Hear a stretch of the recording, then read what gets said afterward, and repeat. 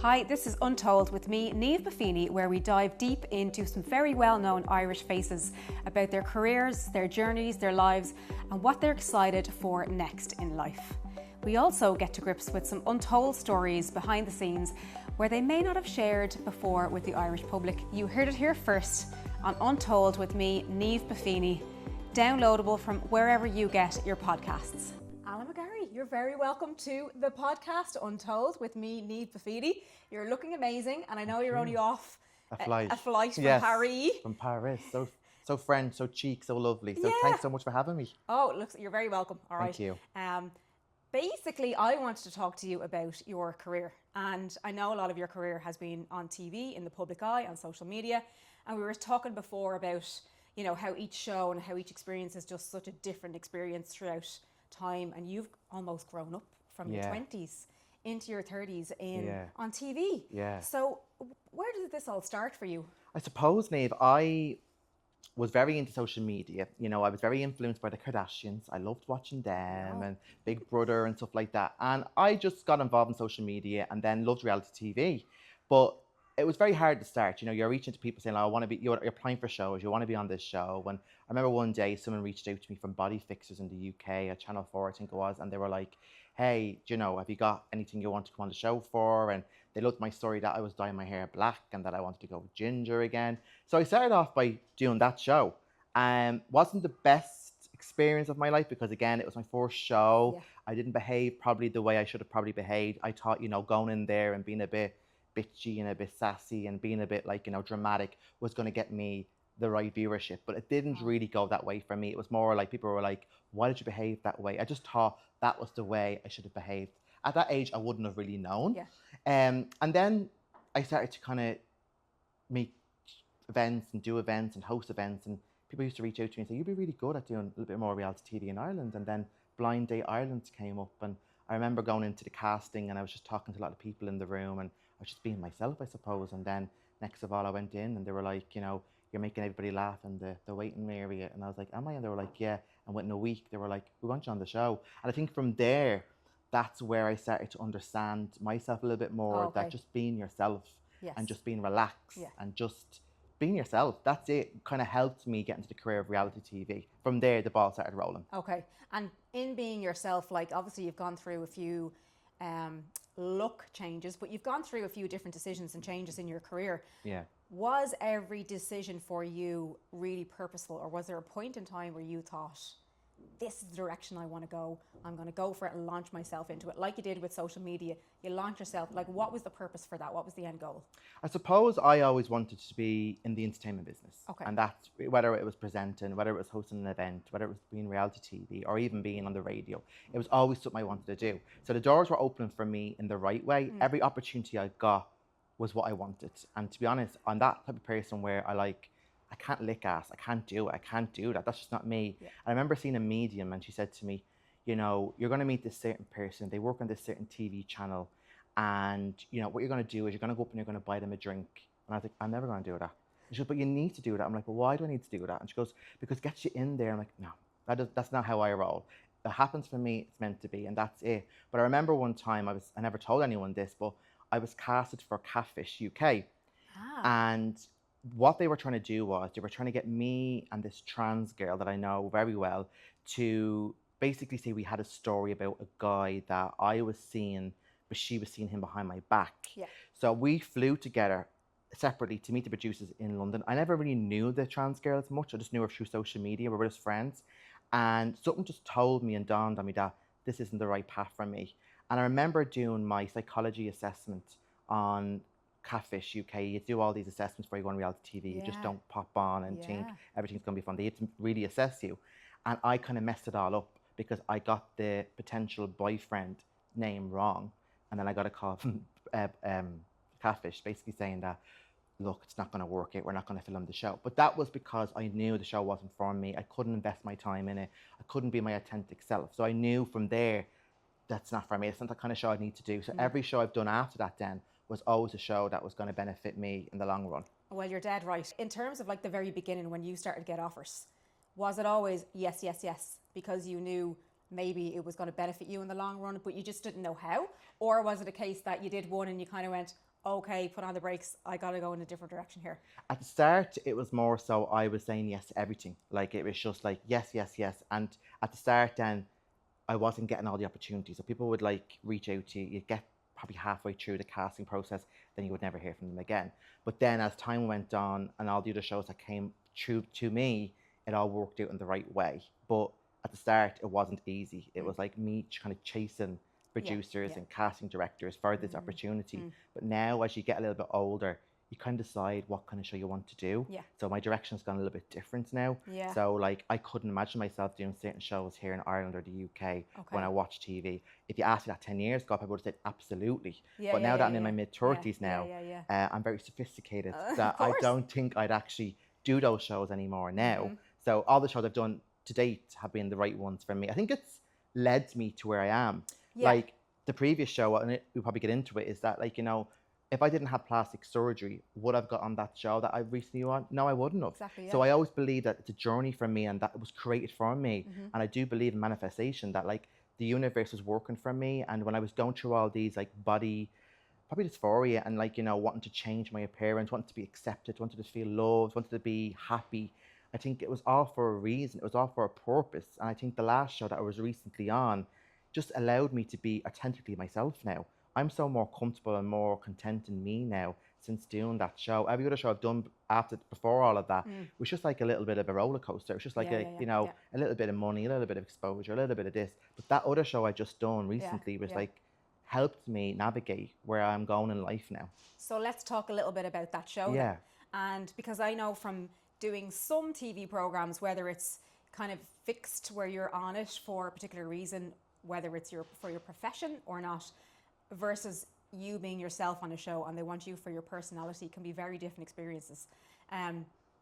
Behind the scenes, the experience that you got from body fixers, fast forward into Plastic Surgery Rewind.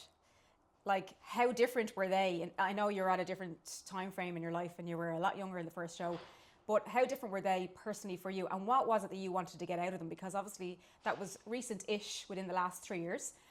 You would have had your goals in mind for that show, and it's so important for people to remember that you don't just choose a show to go on it to have the crack. I mean, you're taking your career very seriously. You're following a particular path, so you would have had your goals in mind. You would have been out there meeting producers and getting your name out there, getting contacts, bringing them home.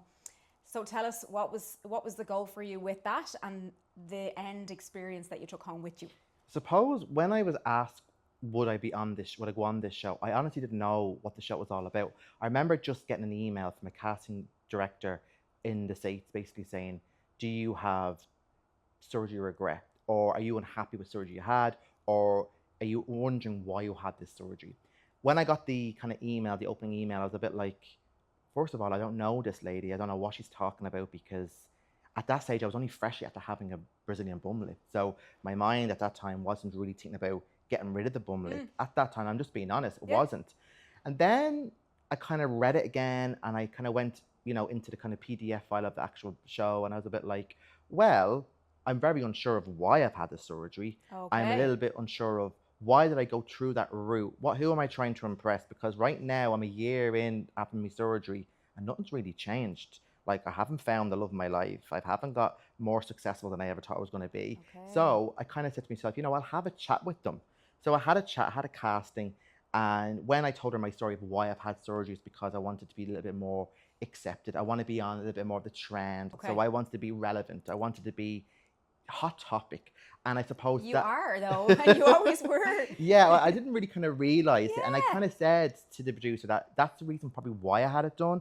And then, you know, we went from there. And within a week, they just sent me an email saying, congratulations, you've been chosen to be a cast member. And then when I heard the word cast member, I was a bit like, what on earth am I getting myself in? What kind of show is this? And this was the most bizarre kind of experience I've had in my life. And, you know, I've seen some comments, and I can't lie and say I don't read comments, but I do. And people are like, how was Alan chosen for that show? They're not a celebrity. They're not this. First of all, I didn't know this was going to be a show full of A-list names like Kim Zolciak, Michelle Visage being the host, and having a very successful surgeon like Terry DeBro. I honestly wasn't told any of this. And if I was, I would have asked for more money, because genuinely, when I was getting my paycheck, I didn't get that paycheck that the rest of Kim Zolciak would have got. You know what I mean? Yeah, yeah. And I'm sure she would have got a really good pay. So I didn't know any of this, but all I knew was that it was a very serious show because I was going for an ECG exam. I was having psychology assessments. I was having all these random Zooms with random questions, and I was flying over secretly to LA every couple of weeks to meet producers and all first class and flying back home, and me not telling people anything because I couldn't talk about it.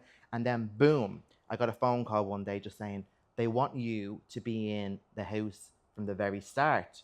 And I kind of said, am I going to the Big Brother house? And they were like, no, this house is going to be like, you know, a surgery house, you know, because you're going to have surgery, you're going to have to live there, you're going to have to show your journey. And I was a bit like, okay, it's going to be great.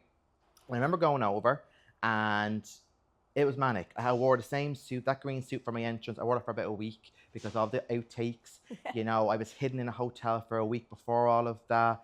Then I was, you know, with E! Entertainment, you know, giving press statements and all this madness. And I was a bit like, okay, this is a really big show. And then, boom, I was a second housemate into the house. And I met Larissa, Michelle, and Kim came in, and I knew straight away. I remember texting a friend of mine, Jill, and texting her and basically saying to her, I won't have access to my phone for 2 weeks because I'm in this house, but I'm asking nicely, book my flight back home to Ireland and I'll give you the money when I get back.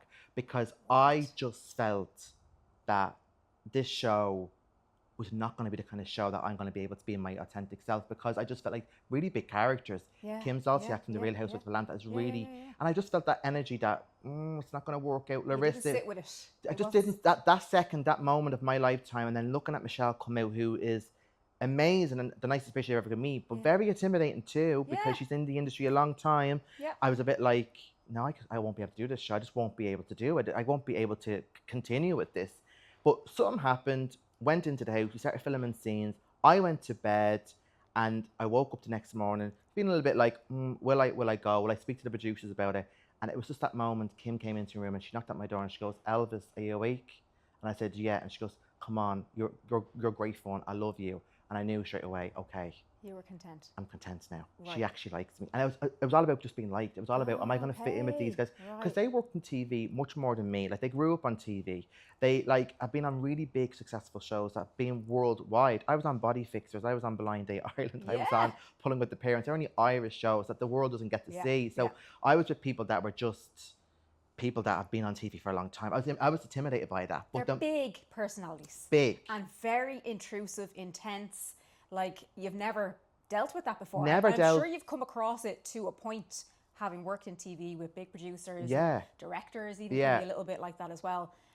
But you said the word being accepted. Is that like a theme that has run through a few different situations or scenarios in your life where... I think so. I think I grew up gay, I grew up ginger, I grew up a little bit chubby, and all these kind of things kind of just still trigger me to this very single day. So I think I always think about my appearance. I always think about when they're looking at me, what are they thinking? Like, you know, and with Kim and all these people being so glamorous and so amazing looking, and I was just a bit intimidated by that, I suppose, and I just wanted to be liked. I didn't want to be fake. I couldn't do it. I just wasn't me. But the moment I filmed my first scene, and it was like on a sofa like this, Kim was there, I was there, and the cameras were rolling, and the producers were like, we want you and Kim to have a scene together, because you two seem to be really great fun together. I just knew instantly there, that's a friend. She's a friend. And she genuinely was a friend. Amazing. And from there, she just kind of dragged me with her. And I think I just ran off with her energy. She was like the Irish, great crack. She was able to be sarcastic. She was really funny. And from that moment, I knew, no, I'm meant to be on this show. This show belongs to me. My journey belongs here. And I want the world to see it now. I want people to know who I am now, because it's going to allow me to be myself. And it was. Every bit of that show was just me. And I look back sometimes and say, I remember every word I say. When I watch it, I'm like, I know what I'm going to say next, because that was me. I wasn't putting a front on. It was just me. Comfortable. And would you say, like, finally you kind of clicked and relaxed within yourself? Because I know you've gone back and you've changed the hair and you've changed the... So was that the final converter for you to say, Alan, relax the cax here. You're amazing the way you are. You're a funny, you know, like, I mean, so many people love you. Your Instagram name, your user handle is Alan Loves World. Yeah. Does Alan love himself? Yes, I know. That's the thing. That show allowed me just to forget all about that now. Like all the worries and all the stress. I'm a little bit more relaxed now. I think a lot of my friends Love would it. agree with me now. I'm a little bit Love more or it. less maintenance. Okay. I'm not as, you know, on social media a lot because I'm trying to just be a bit like, you know, I don't want to give away too much of my life. Yeah, of I've done that course. in my Yeah, early yeah, 20s, yeah. you know, who I was going out to, what I was drinking, what I was eating, where I was partying. Them days are gone now. I'm just more in the zone of being a little bit more private and then just showcasing my work when it's needed to show. Yeah, And I think people are concerned sometimes because they're like, you're not really as active. It's like, nothing's happening. I'm living alone now. I've moved out with my mum and dad's. I'm a big person There you now. I'm go. paying big bills and I'm Yeah. just doing different things and that's it. You're So owning it, you know. yeah, You're owning I'm life. owning it Yeah, now and yeah. I'm starting to enjoy life a little bit better now. Yeah. I'm not worried about doing shows anymore and thinking about all the negative comments where that has been took control of my life. Yeah. Especially on the last show, Plastic Rewind, you know, all the press I got from that, being in the Sunday World of, you know, 3 pages long of articles of me and then being on all these 6 o'clock show, Ireland AM, and you know, it was all trending and all these other countries commenting on it and it was going viral. It was hard to watch and read, Yeah, you know what I yeah. mean? And Okay.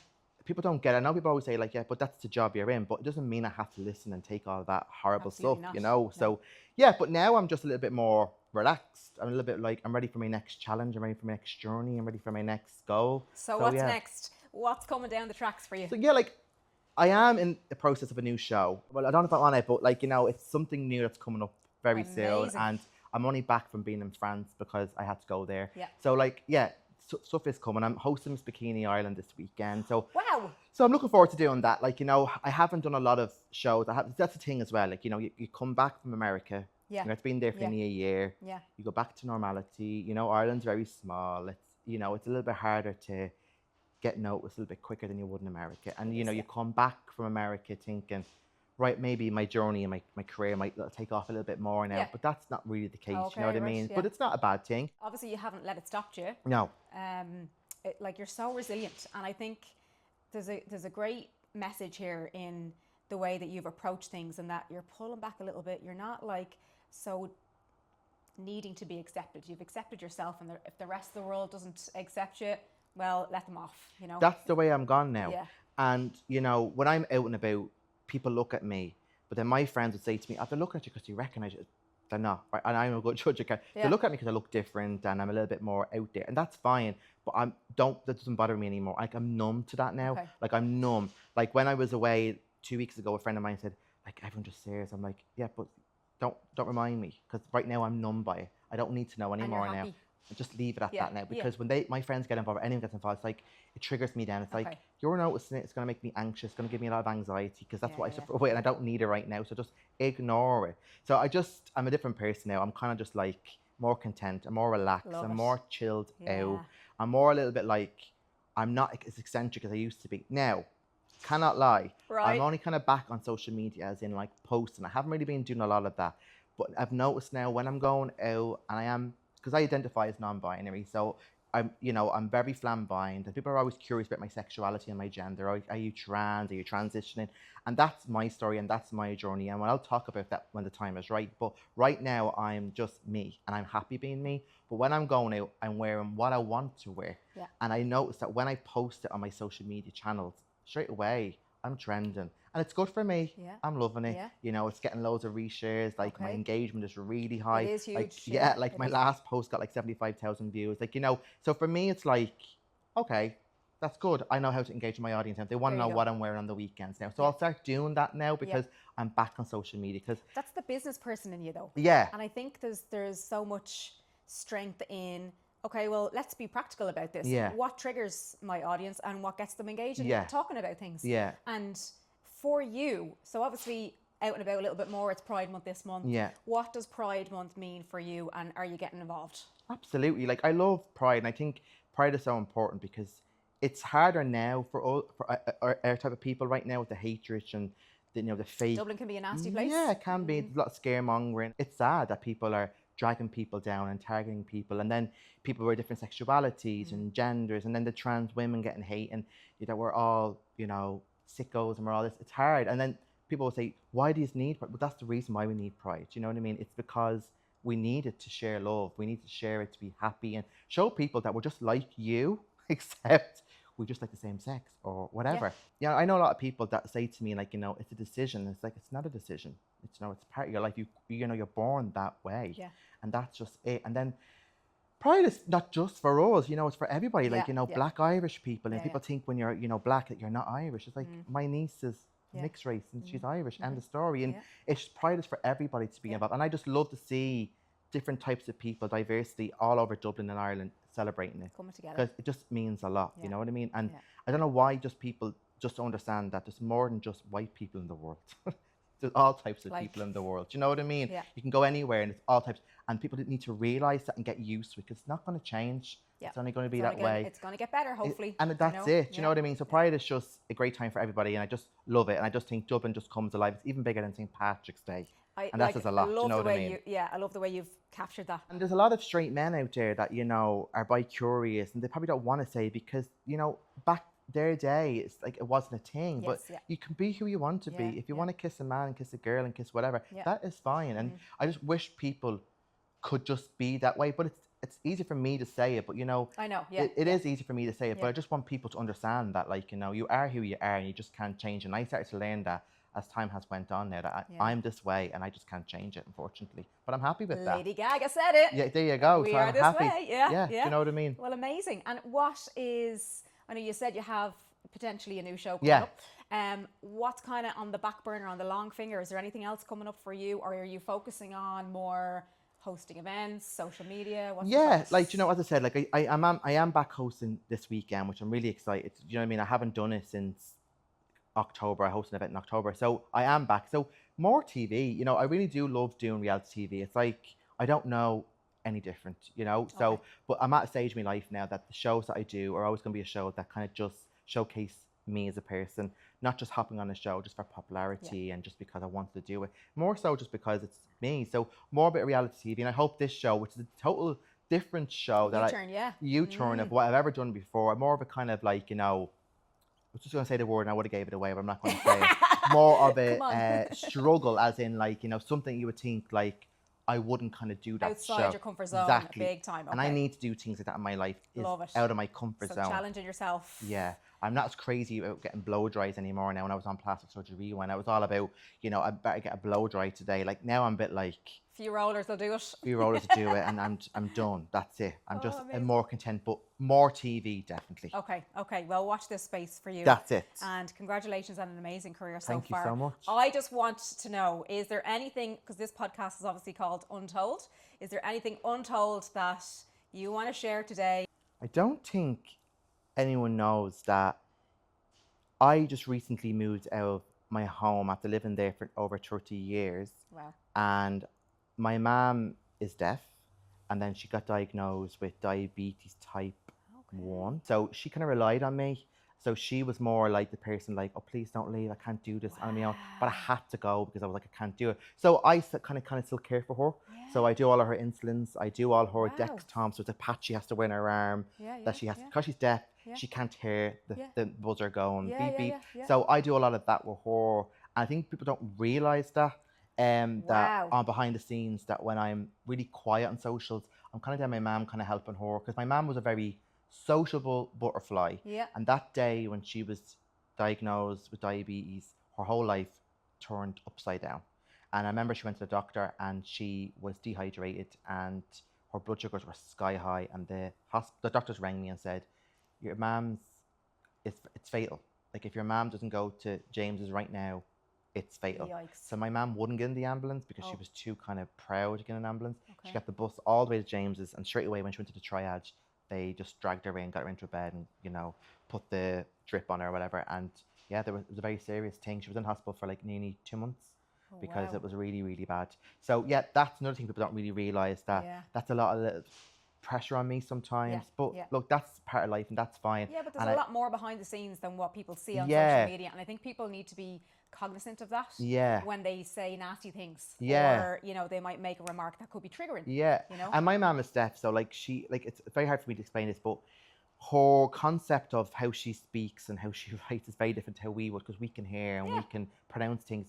So God love her, when she sees articles about me in the press, and someone says something, she gets really involved in it, and I do try and explain to her, but she just doesn't get it because of her way she was growing up. Because when she grew up deaf, her mum and dad didn't understand what was going on. They just thought that she was very special, and that because my mum, I was taken away from my mum when she gave birth to me, because they thought because she was a deaf woman she would not be able to hear me, and there was a lot of things that she struggled with when she was younger. So I don't think she understands a lot of things. When I'm on reality TV, she would get involved on social media and be like, that's my child, don't you say that. I'm like, Mom, don't get involved, it's fine, they don't know me, they don't know you. And I also would be careful because there are crazy people out there. So things like that, but people don't realise that I do have someone at home that I kind of have to look after. Well, I thought you were amazing before, but I think you're even more amazing now. Thank you so much for coming on the show. Thank you for having me. It's a pleasure to speak to you, and best of luck with everything in the future.